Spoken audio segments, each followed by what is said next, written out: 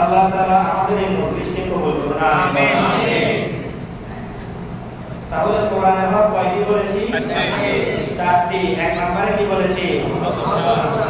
যারা উপস্থিত হয় নাই,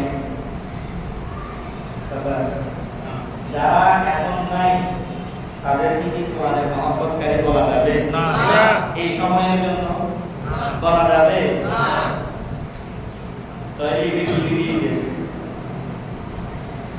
যার ভিতরে কোরআনের মহব্বত নাই, কোরআনের মজলিস, আজকে কোরআন নাযিল হওয়াটা অন্যদিন জানা, আজকে কোরআন নাযিল হওয়াটা এই রাতে কোরআনের মজলিসে যিনি নেই, তার ভিতরে কি মহব্বত কোরআনের আছে বলা যাবে? না।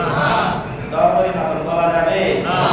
আমার যুবক ভাই, এলাকার ভাইরা, আপনারা বলেন, যারা আজকে কোরআনের মজলিসে নেই, কোরআন নাযিল হওয়ার রাত, এটা কোরআন নাযিল হওয়ার রাত, কোরআনের মজলিসে নাই, তাদের ভিতরে কোরআনের মহব্বত আছে বলা যাবে? না।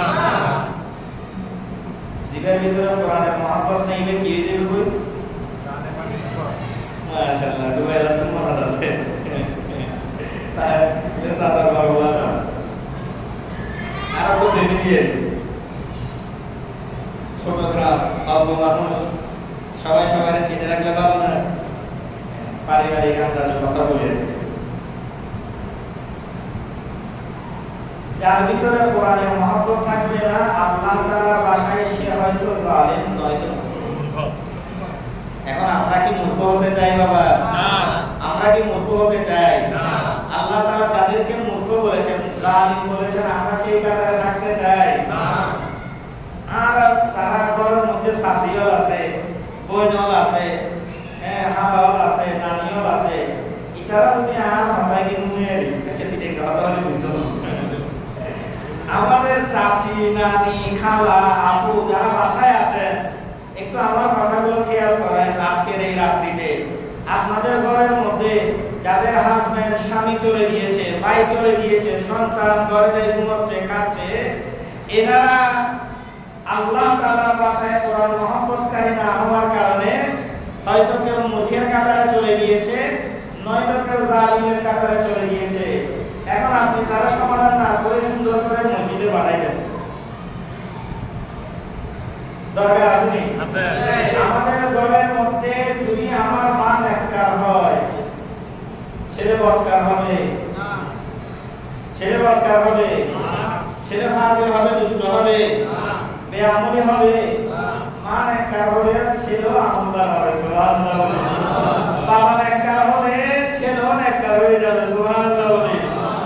এখন মা যদি নামাজ না পড়ে তো বাচ্চাও নামাজ পড়বে না, মাও খাবে, বাচ্চাও খাবে, তোমরা একসাথে খাই ঘুম যাবে। কিন্তু যেই ঘরে মা নামাজ পড়বে, সেই ঘরের সন্তানকে মা মসজিদে পাঠিয়ে দিবে, আলহামদুলিল্লাহ বলে। যেই ঘরে মা কোরআন তেলাওয়াত করবে, সেই ঘরে মা বাচ্চাকে কিছু খাইয়ে পাঠিয়ে দিবে, স্বামীকে কিছু খাইয়ে পাঠিয়ে দিবে, যে আজকে রাত ধরে থাকার রাত নয়, আজকে রাত বিশ্রাম করার রাত নয়, আজকে রাত ঘুমানোর রাত নয়, রেস্ট করার রাত নয়, আজকে রাত তাকবীর চমকানোর রাত, সুবহানাল্লাহ। কারণ আজকের রাতে কোরআন নাযিল হয়েছে, সুবহানাল্লাহ। দল করে বলবেন সুবহানাল্লাহ। এই কোরআন যেটা কোরআন নয়, এই কোরআন আমার আল্লাহ তেলাওয়াত করেছেন, সুবহানাল্লাহ। এই কোরআন আমার আল্লাহ যখন তেলাওয়াত করেছেন, ফেরেশতা বলেছেন, আল্লাহ যারা এই কোরআন যাদের উপরে নাযিল হবে তারা ভাগ্যবান, সুবহানাল্লাহ। যারা কোরআনের তেলাওয়াতকারী হবে তারা ভাগ্যবান, সুবহানাল্লাহ। যারা কোরআন মুখস্থ করবে তারাও ভাগ্যবান, সুবহানাল্লাহ। এই কোরআন শুধু যে আমার চাচা মুরব্বি তেলাওয়াত করেছেন এমনটা নয়, এই কোরআনের বিশাল সিলসিলা আছে। এই কোরআন পৃথিবীর শুরু থেকে, এই কোরআন পৃথিবীর একবারে আদ্যপ্রান্ত শেষ পর্যন্ত। শুধু তাই নয়, আমার আল্লাহ বলছেন, কুল্লু মান আলাইহা ফান, আমি আল্লাহ সমস্ত কিছু ধ্বংস করে দিব, সব কিছু বিনাশ করে দিব, সব শেষ করে দিব, সব ফানা করে দিব। তবে আমার আল্লাহ সব ফানা করার পরেও যা যা থেকে যাবে তার মধ্য থেকে সর্বশ্রেষ্ঠ হচ্ছে আমার নবীর সর্বশ্রেষ্ঠ মুজিজা কোরআনুল কারীম, ফুরকানুল হামিদ। হবে না, সেটা কিয়ামতের ময়দানেও তেলাওয়াত চলবে। কথা বুঝেছেন? এই কোরআন ধ্বংস হবে না, এই কোরআন ধ্বংস হবে না। এই কোরআন আমার ইমাম সাহেব তেলাওয়াত করেন, তাই না? এই কোরআন কি আপনাদের মিরসরাই যিনি সুলতানে বালাকোট ছিলেন নূর মোহাম্মদ নিজামপুরী, ইনি তেলাওয়াত করেন নাই? একটু আমার সাথে জবাব দিবেন, সাই দিবেন, ইনি তেলাওয়াত করেন নাই? এই কোরআন মিরসরাই বরকাতিয়া মাজারের মধ্যে যিনি আজকে আরাম ফরমাচ্ছেন, তিনি তেলাওয়াত করেন নাই? এই কোরআন মুফতি মুজাফফর আহমদ রাহমাতুল্লাহ তেলাওয়াত করেন নাই? সুফিয়া মাদ্রাসার বড় হুজুর তেলাওয়াত করেন নাই? এই কোরআন এই মিরসরাইয়ের জমিনে যত বুজুর্গ আছেন তারা তেলাওয়াত করেন নাই? চট্টগ্রামের বারওয়ালিয়া তেলাওয়াত করেন নাই? হযরত কেবলায়ে আলম করেন নাই? হযরত শাহ পরাণ করেন নাই? শাহজালাল করেন নাই? হুজুর বজলুল আলম মেজবান্ডারি করেন নাই?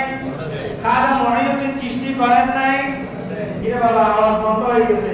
এই কোরআন কারা কারা তেলাওয়াত করেছে, কোথায় কোথায় তেলাওয়াত করে, সিরিয়াল জানার দরকার আছে নি? আমরা বাংলা বই, এমন বাংলা বই, ইংরেজি বই পড়ি যে এখানে কে পড়ছে না পড়ছে কোনো দলিল নাই। কেউ একজন গুগলে তুলানি রেখে দিয়ে পড়ি, এখানে কোনো সিলসিলা নাই। তবে আমরা যে কোরআন তেলাওয়াত করছি, যে কোরআন আমাদের কাছে আছে, যে কোরআন আমাদের উপরে নাযিল হয়েছে, যে কোরআন কিয়ামত তক থাকবে, যে কোরআন কিয়ামতের পরে থাকবে, যে কোরআন হাসরে তেলাওয়াত হবে, সবাই মুক্ত হয়ে তাকিয়ে থাকবে, যে কোরআনের শান ফেরেশতারা বয়ান করেছে, যে কোরআনের শান আমার নবী বয়ান করেছেন, যে কোরআনের শান সাহাবায়ে কেরাম বয়ান করেছেন, যে কোরআনের শান আমার আল্লাহ বয়ান করেছেন, আমার আল্লাহ তেলাওয়াত করেছেন, সেই কোরআনের সিলসিলা জানার দরকার আছে কিনা? আছে। দরকার আছে কিনা? আছে। এটা জানাতেন কোরআন, এটা জানাতেন কিতাব, এটা জানাতেন বই, এটা সর্বশ্রেষ্ঠ বই। যেই কোরআনের সাথে, যেই বইয়ের সাথে, যেই কিতাবের সাথে পৃথিবীর কোনো কিছুর তুলনা নাই। সুবহানাল্লাহ।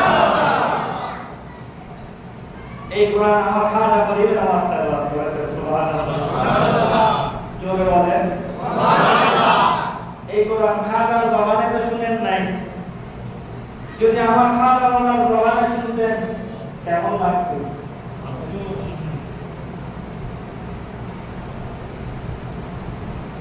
আর বিশেষ লাগতে না, মধুর লাগতো, মধুর।